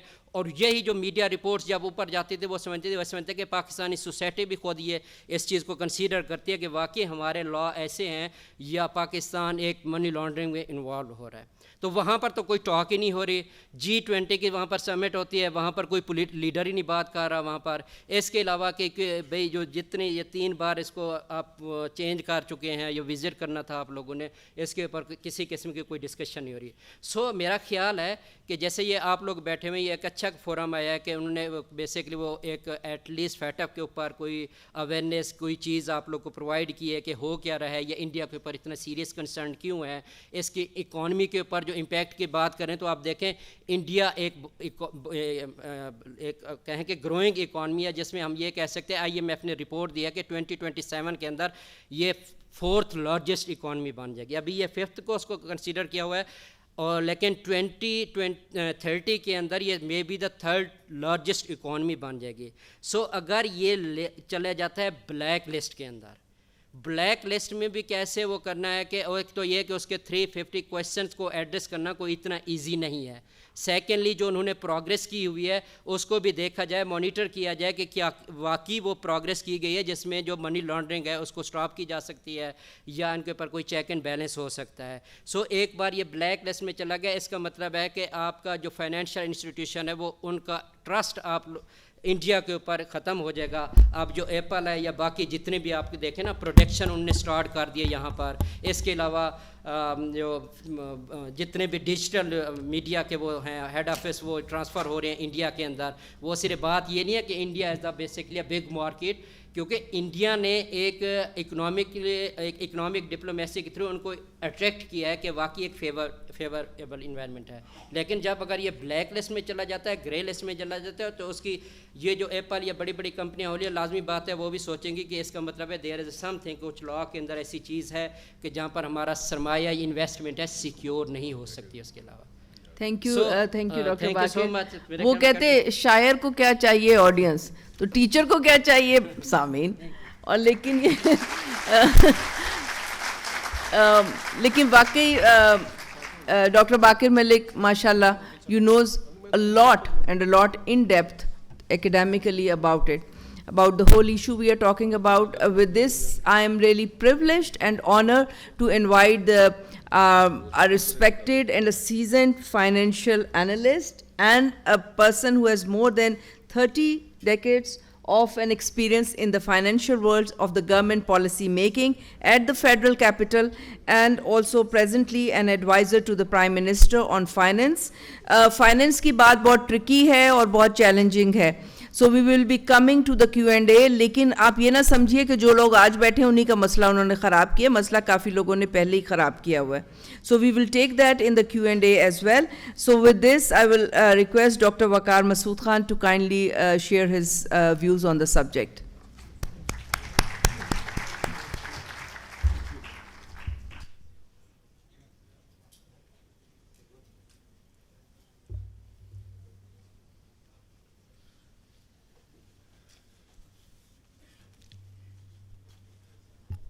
بسم اللہ الرحمن الرحیم. میری مشکل یہ ہے کہ جو بھی کچھ میں کہنا چاہتا تھا وہ سب مجھ سے پہلے کے اصحاب نے ان کا ذکر کر دیا ہے. یہ سب سے پہلے تو منتظمین کا بہت مشکور ہوں کہ انہوں نے مجھے یہاں دعوت دی آج. اس میں ظفر جسپال صاحب ہیں, شبانہ صاحبہ ہیں, اور مجھ سے پہلے جن حضرات نے گفتگو رکھی ہے, کامران عثمانی صاحب ہیں, فتح الدین صاحب ہیں, اور ابھی باقر صاحب اور ہمارے فلسطینی بھائی باقر وہ بھی اس میں تھے. ان سب کی گفتگو میں نے سنی ہے. باوجود کہ میرے پاس شاید اس علم میں اضافہ کرنے کے لیے کچھ نہیں ہے جو مجھ سے پہلے مقررین نے آپ کے سامنے کر دیا ہے, لیکن چند ایک باتیں میں آپ کے سامنے رکھوں گا جو کیونکہ میں تجربے کے لحاظ سے جب یہ FATF کا سلسلہ شروع ہوا ہے تو میں ہی منسٹری آف فائنانس میں اس کام کو دیکھتا تھا، اور اس کے بہت سارے مراحل میں رہا ہوں جب تک میں ریٹائر ہوا 2017 میں، اور اس کے بعد اور زیادہ جو ہے سخت مرحلہ آیا۔ FATF کے متعلق سب باتیں جو ہیں ایک کلک پہ آپ کو مل جائیں گی FATF کی ویب سائٹ کے اوپر۔ 1989 میں G7 والوں نے اس کو بنایا تھا، اور وہ ایک چھوٹا سا موری بند گروپ تھا جس کی کوئی خاص اہمیت نہیں تھی، لیکن وہاں پر یہ شروع ہو گیا تھا ٹیکس ایویژن اور منی لانڈرنگ وغیرہ، اس طرح کی اصطلاحات جو ہیں وہ وجود میں آ رہی تھیں۔ لیکن جب 9/11 ہوا اور پھر ایٹمی پھیلاؤ کے حوالے سے دنیا کے اندر تشویش بڑھی، تو FATF کے وارے نیارے ہو گئے، اور اب آہستہ آہستہ وہ ایک بہت اہم ادارہ بن گیا ہے۔ اس اہمیت کے ساتھ بدقسمتی سے سیاست بھی در آئی ہے، اور پاکستان جو ہے اسی سیاست کا شکار رہا ہے۔ خصوصاً جب 2018 میں ہم کو دوبارہ نام نہاد گرے لسٹ، یا اس کو ہم یہ بھی کہتے ہیں کہ انہانسڈ سپرویژن، اس قسم میں ہم کو ڈالا، اور پھر FATF کی آرگنائزیشن اس طرح سے ہے کہ FATF کے اپنے تو اب 40 ممبرز ہو گئے، لیکن زیادہ تر ممبرشپس جو ہوتی ہے وہ ان کے ریجنل گروپس ہیں، اور ہم ایشیا پیسیفک گروپ کے اندر آتے ہیں، اور ایشیا پیسیفک گروپ نے ہمیشہ ہمارے ساتھ بہت عمدہ کام کیا ہے، اور ان سے انڈرسٹینڈنگ بھی ہوتی تھی۔ لیکن اب یہ جب 2018 میں انہوں نے ہمیں دوبارہ گرے لسٹ میں ڈالا تو ہمیں حوالے کر دیا ICRG کے لیے، انٹرنیشنل کوآپریٹو ریویو کمیٹی میں، اور وہاں خود بھارت صاحب بھی بیٹھے ہوئے تھے، اور انہی کے ایما پر اور امریکہ کی سرپرستی میں یہ سارا سلسلہ شروع ہوا، اور تقریباً 3 سال کا عرصہ لگا ہمیں کہ ہم اس مشکل سے نکل کر آئیں۔ تو میں دیکھ رہا ہوں کہ حالیہ چند سالوں کے اندر FATF کے اندر اگر سیاست کم نہیں ہوئی تو جو ان کے مقاصد ہیں اس میں ان کی سنجیدگی شاید ہم کو اپنے دنوں کے مقابلے میں زیادہ نظر آ رہی ہے، اور اس کی ایک مثال یہ ہے کہ آج جو گرے لسٹ ہے اس کے اندر جو ممالک ہیں اس میں ساؤتھ افریقہ بھی ہے، اس میں یونائٹڈ عرب ایمریٹ بھی ہے، اس میں ترکیہ بھی ہے جو ماضی کے اندر صدر بھی رہ چکا ہے FATF کا، اور جبکہ یہ پرمننٹ ممبرز بھی ہیں۔ تو اس حوالے سے میں دیکھتا ہوں کہ ہندوستان جو کل تک وہاں بھگوان بنے بیٹھے تھے، تو ان کے اوپر بھی یہ وقت آ رہا ہے جس میں ان کا احتساب کہہ لیجئے، یا ان کے نظر ثانی ان کے معاملات پر جو ہے وہ ہوگی۔ اور میرے ساتھیوں نے مجھ سے پہلے مقررین نے بڑی تفصیل سے بتا دیا کہ کون کون سے علاقے ہیں جو باعث تشویش ہونے چاہیے۔ یہ جو FATF نے انڈیا کو ریویو کرنے کا پروگرام بنایا ہے، یہ تو 2019 میں آنا چاہتے تھے، اس وقت انہوں نے ملتوی کرا دیا، اس کے بعد پھر کووڈ کا بہانہ ہو گیا، اور آج کے دن یعنی کہ جو لکھا ہوا ہے پروگرام میں FATF کی سائٹ پہ کہ آج سے ان کا جو تجزیہ ہے اس کا آغاز ہو رہا ہے۔ تو ابھی مجھ سے پہلے اصحاب نے یہ بات کہی کہ اڈانی گروپ $280 بلین کا، اس کے متعلق ایک تو یہ کہ بہت تیزی کے ساتھ وہ آسمان پہ گئے تھے اور پھر نیچے آن گرے. لیکن اس میں ایک بڑی دلچسپ بات یہ ہے کہ اس میں کیجریوال صاحب جو ہیں چیف منسٹر دہلی کے, انہوں نے اپنی پارلیمنٹ کے اندر, دہلی پارلیمنٹ کے اندر, اپنی لیجسلیٹو اسمبلی کے اندر کھڑے ہو کے کہا کہ یہ اڈانی جو ہے وہ تو بیسیکلی ایک فرنٹ مین ہے مودی جی کا. تو اور ساری دنیا کو معلوم ہے کہ ہندوستان کے اندر کرائمز, کرپشن, سیاست کے اندر بہت, ایک زمانے میں کہتے تھے کہ 50-60% جو ایم پیز ہیں وہ سب کے سب ان پہ کوئی نہ کوئی ہینس کرائمز کی ایف آئی آرز کٹی ہوئی ہیں اور یہ اس میں ملوث ہیں. تو مطلب سیاست اور جرائم کا باہمی رابطہ یا سیاست کا جرائم کی سرپرستی کرنا یہ کوئی نئی بات نہیں, ہر کسی کو اس کا علم ہے. تو اب فیٹف آ رہا ہے, یعنی کہ 2010 کی میں رپورٹ پڑھ رہا تھا اور اس میں جس میں انہیں گرین چٹ دی گئی وہاں ساتھ ہی یہ کہہ رہے ہیں کہ جناب یہ علاقہ بھی ٹھیک نہیں ہے, مثال کے طور پہ آپ کی کیپیسٹی نہیں ہے, آپ کی پروسیکیوشن ٹھیک نہیں ہے, آپ کے کیسز بہت کم ہیں, آپ نے یہ جو نان فائنینس پروفیشنز ہیں ان کے پاس نہیں گئے. ابھی یہ باقر صاحب بتا رہے تھے کہ چارٹرڈ اکاؤنٹنٹس سپریم کورٹ کے اندر چلے گئے کہ جناب ہم پہ کیوں یہ بار ڈالا جا رہا ہے. یہ ہم سب کر چکے ہیں اور الحمدللہ بہت اچھی طریقے سے کر چکے ہیں. اچھا, پھر یہ جو جیولرز وغیرہ کا معاملہ ہے, پریشس سٹونز کا معاملہ ہے, اس میں بھی اور دیکھیں ایک طرح سے تو ہمارے اور ان کے حالات میں اور ہمارے اور ان کے ہاں جو عام ایتھوز ہیں ان میں کوئی بڑا فرق نہیں رہا ہے, لیکن ہمیں وہ اس طریقے سے دنیا کے سامنے متعارف کراتے رہے ہیں کہ ہم تو پرایا ہیں, ہم تو مطلب جو ہے مجرمین ہیں, ہم مطلب دہشت گردی کے سب سے بڑے سرپرست ہیں.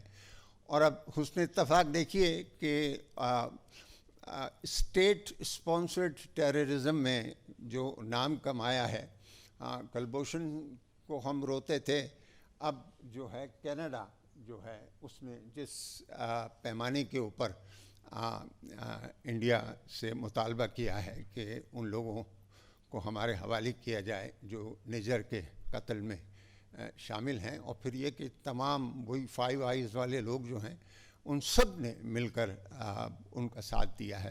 تو انڈیا جو ہے اس کو جوابات دینے پڑیں گے دنیا میں.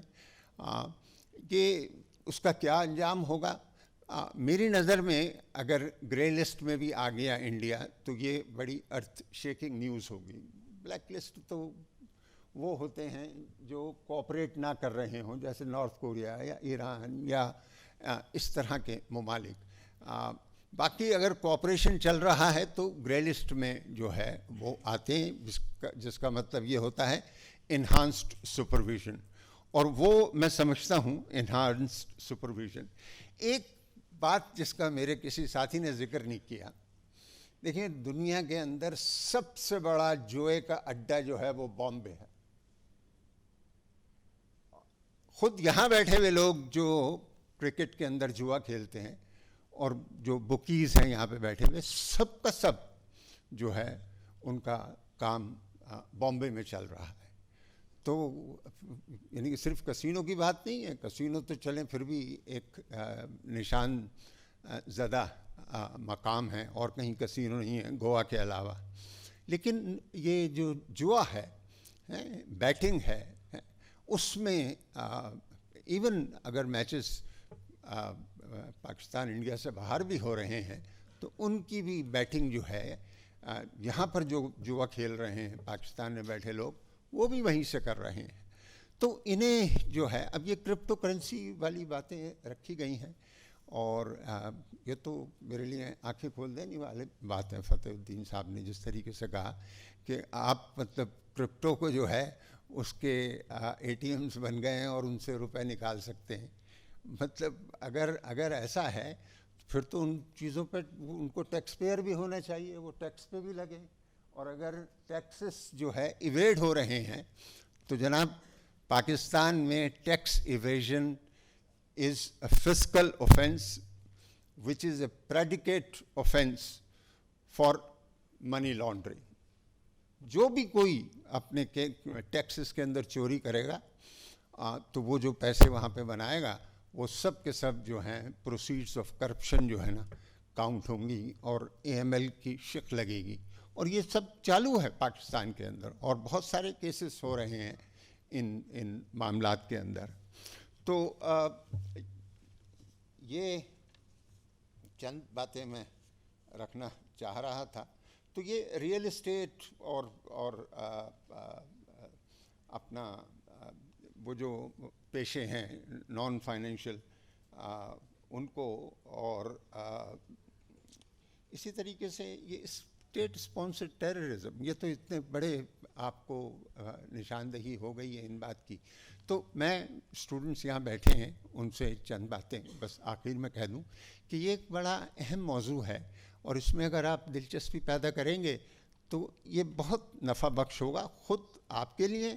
اور پھر یہ کہ آپ دیکھیں ہمارے ہاں آپ مطلب کوئی شیئر نہیں خرید سکتے, کوئی انشورنس پالیسی نہیں خرید سکتے, آپ کوئی بینک اکاؤنٹ نہیں کھول سکتے.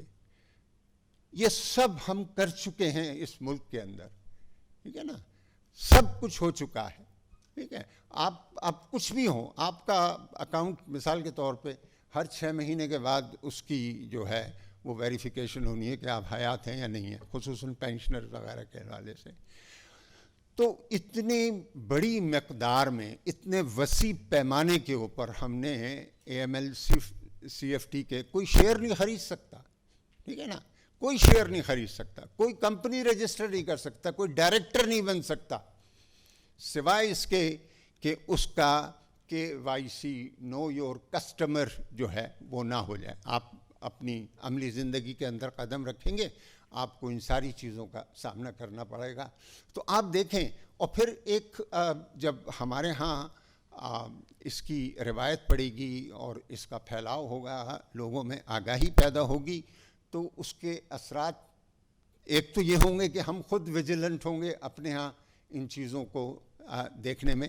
دوسرے یہ کہ اب اگر ہمارے ساتھ کوئی سیاست کھیلے گا تو پھر ہم مطلب اس کا اور بہتر مقابلہ کر سکتے ہیں.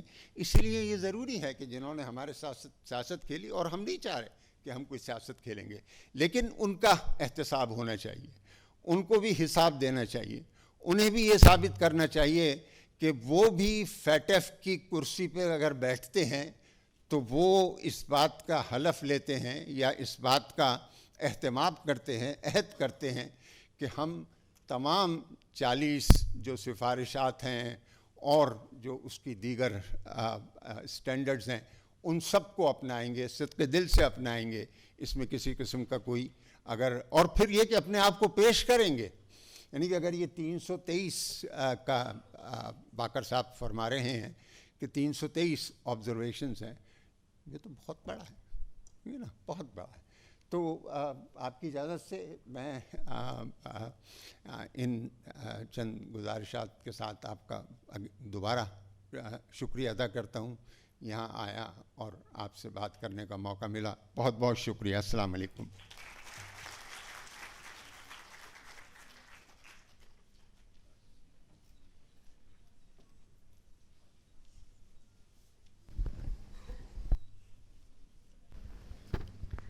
تھینک یو سر, آپ نے اتنے سلیس الفاظ میں اور being a practitioner and an advisor and a policy maker اپنا تجربہ بیان کیا ہے. اور سب سے امپورٹنٹ بات جو مجھے لگی ہے اس میں یہ ہے کہ ہمیں ٹیکس کلچر اپنانا ہوگا. ہم لوگ چاہتے ہیں کہ دوسرا ٹیکس دے لیکن ہم نہ دیں. This is something we have to admit that we need to give a tax. اور ایون اسٹوڈنٹس پہ بھی یہ ہونا چاہیے.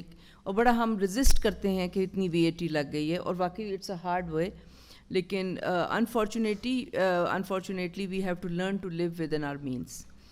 With this, I will open the floor for the Q&A, and یہ سب سے زیادہ اویٹڈ سیشن ہوتا ہے, پارٹ ہوتا ہے کسی بھی اسپیسیفکلی یونیورسٹی لیول پہ.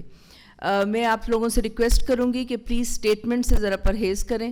ہم پورا ملک کی اسٹیٹمنٹس کے پیچھے لگے ہوئے ہیں, تو پھر ذرا تھوڑا سا پرہیز کریں. پالیٹکس کو یہاں انوالو نہیں کرنا, because this is entirely FATF is a national issue, it is an international issue, it has its politics, but please as a student raise a constructive question اور اپنے آپ کو introduce کروائیں, and then we will go. We have about 20 minutes for that. جی please, اگر میں back سے شروع ہو جاؤں, بیک بینچرز سے. I know Zohaib you are very impatient. Let me come from the back side. جی پلیز فیٹف پہ فوکس کیجیے گا. یہ خام خواہ کے جو اسٹیٹمنٹس کی عادت ہوتی ہے نا, وہ ان سے بچیے گا. We are a mature educated. جی please, there was somebody from the back. ہاں جی پلیز, بیٹا ذرا اونچی آواز میں.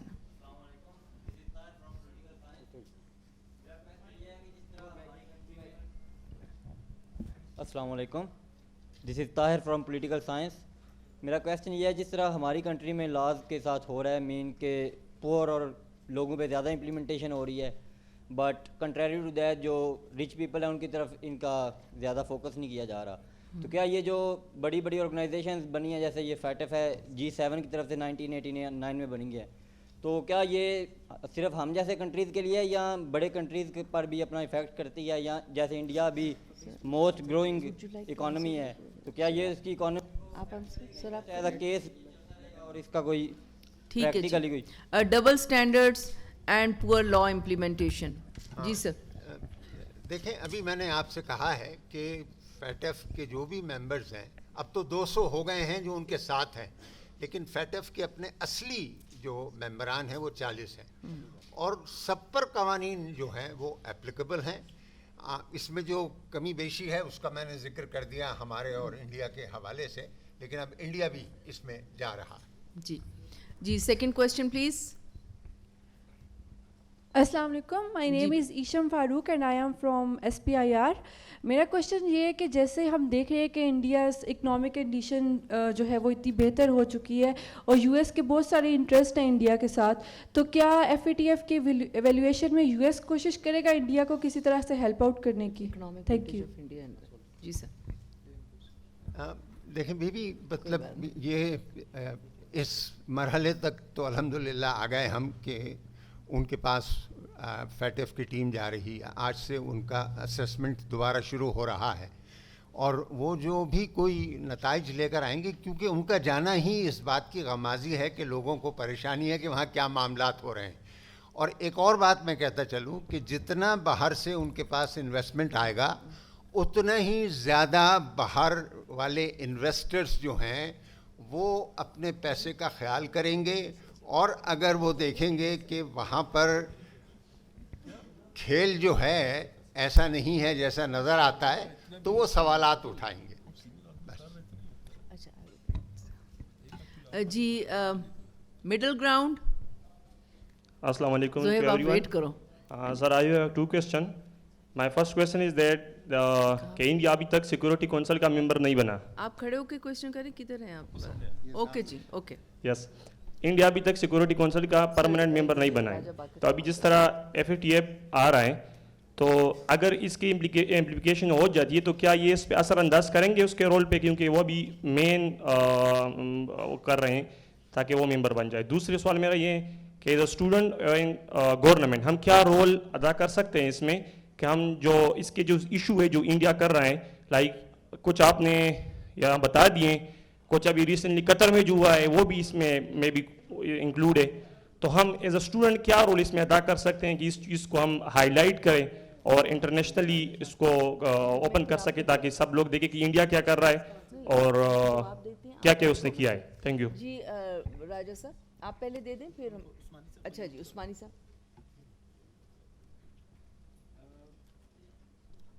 میں بیسکلی آپ کے سیکنڈ کویشچن کا آنسر کروں گا. ایز اے اسٹوڈنٹ اور PhD اسکالرز جو ہے, سب سے زیادہ ایز پاکستانی ہم لوگ کی ذمہ داری یہ بنتی ہے کہ ہم ریسرچ اس پہ کریں, خاص طور پہ FATF جو باضابطگیاں ہیں انڈیا کی طرف سے. سیکنڈلی, یہ سارے معاملات سینیریوز جن چیزوں کو FATF نے خود سے اگنور کیا, جیسے یہاں پہ بات ہوئی کسینوز یا پھر بالی ووڈ, یا پھر جیسے ایڈوائزر صاحب نے کہا کہ بیٹنگ جس طرح سے بمبئی میں کی جا رہی ہے, ان ساروں پہ پراپر ایک ریسرچ کر کے ہم ان FATF کو جو ہے وہ اس پہ میل کریں.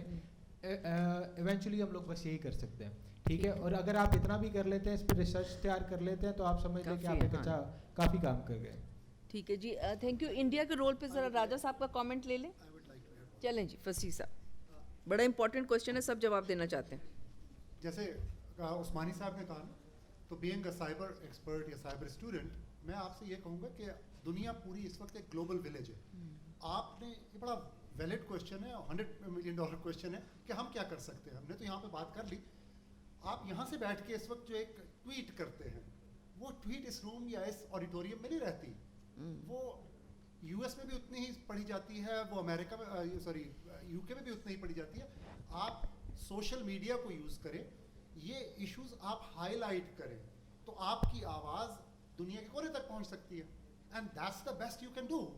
اور اس وقت آپ ٹویٹر کو یوز کریں گے, انسٹاگرام کو یوز کریں, فیس بک کو یوز کریں, باقی جتنا سوشل میڈیا ہے, وی بلاگنگ کریں, بلاگنگ کریں, تو یہ تمام کے تمام ایشوز آپ ان کو FATF تک بھی پہنچا سکتے ہیں, آپ ان کو باقی جو اسٹیک ہولڈرز ہیں ان تک بھی پہنچا سکتے ہیں. So use your social media, use your Twitter, Instagram and other accounts, make something constructive. As Usmani صاحب سے کہ ریسرچ کریں لیکن اس کو آگے تک پہنچائیں, وہ آپ کی یونیورسٹی کی لائبریری تک نہیں رہنا چاہیے. جی take it further, outreach ہو آپ کی. بالکل ٹھیک ہے جی. جی السلام علیکم. میرا نام اویس احمد ہے اور انٹرنیشنل ریلیشنز سے ہمارا تعلق ہے. میرا سوال یہ ہے کہ جو FATF نے سوالات بھیجے ہیں انڈیا کو, اور جو چیزیں جو انڈیا میں چیزیں واقعی موجود ہیں, تو اسے ہائی لائٹ کرنے کے لیے اسٹیٹ کی سطح پر کیا کام ہو رہا ہے یا کیا کام کرنا چاہیے اسٹیٹ کو؟ جی تو یہ تھینک یو سر.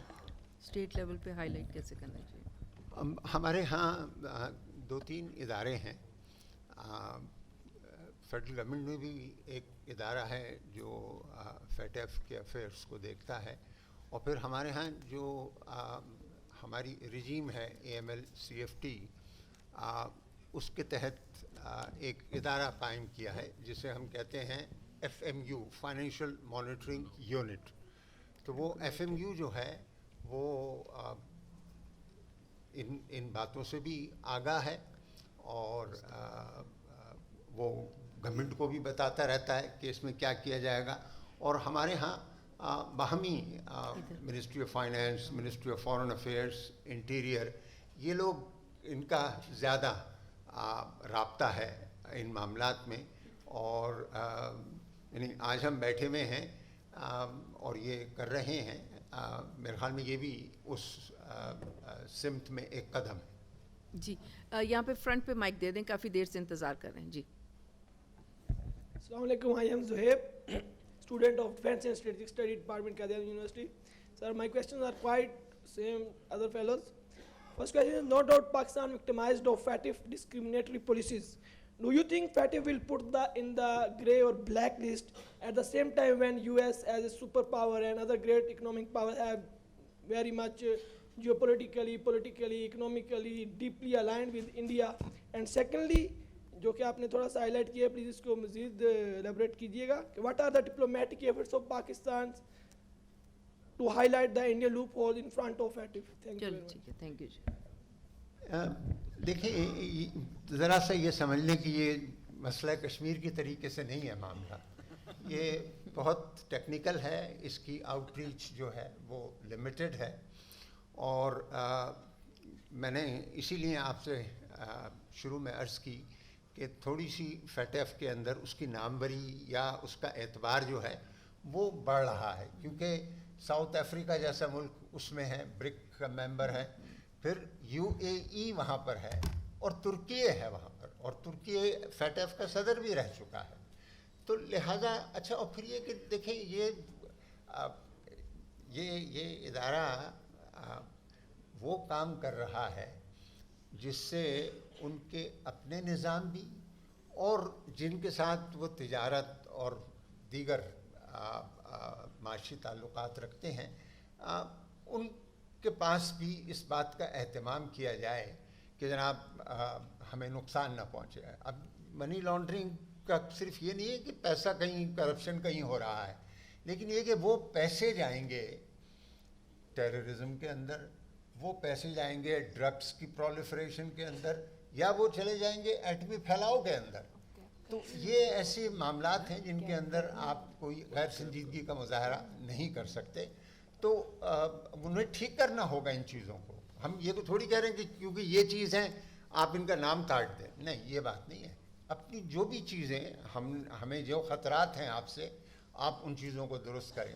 تو یہ جو انہانسڈ سپرویژن گرے لسٹ ہے, اس میں جانا ایک طریقے سے آپ کے لیے مشق ہے کہ جائیے جناب, آپ کام کیجئے, اپنے آپ کو ٹھیک کر کے آ جائیے, اور پھر مطلب جو ہے آپ پہ ہم آنکھ نہیں رکھیں گے وہ والی جو ابھی رکھ رہے ہیں. Because of this scarcity of time and the busy schedule of our seasoned people and experienced, there were the commitments as well. ہم تو یہی ہیں, آپ لوگ ہم سے سوال پوچھ لینا اگر نہ مائنڈ کریں. جی بیٹا, ہم سے میرا جو سوال ہے, چلیں لاسٹ کوشچن کر لیتے ہیں. میں وی نیوز سے ہوں. یہاں پر میرا سوال تھوڑا سا مختلف ہے. یہاں پر اسرائیل اور فلسطین کے حوالے سے بھی بات ہوئی ہے. تو میرا سوال یہ ہے کہ ود ان دی اسٹیٹ جو انٹرنیٹ سینسرشپ ہے اس کے حوالے سے آپ کیا کہیں گے؟ جیسے کہ جو فلسطین کی آن لائن نیوز ایجنسی ہے شہاب, وہ کچھ دن پہلے تک پاکستان میں بند تھی اور وہ نہیں چل رہی تھی. تو میرا یہ کہنا ہے کہ آپ لوگ اس پہ کیا کامنٹس دیں گے کہ جو انٹرنیٹ سینسرشپ, ہم لوگ عالمی دنیا کے بارے میں تو بات کر رہے ہیں, مگر پاکستان میں جو سینسرشپ ہے اس کے حوالے سے کیا کہیں گے؟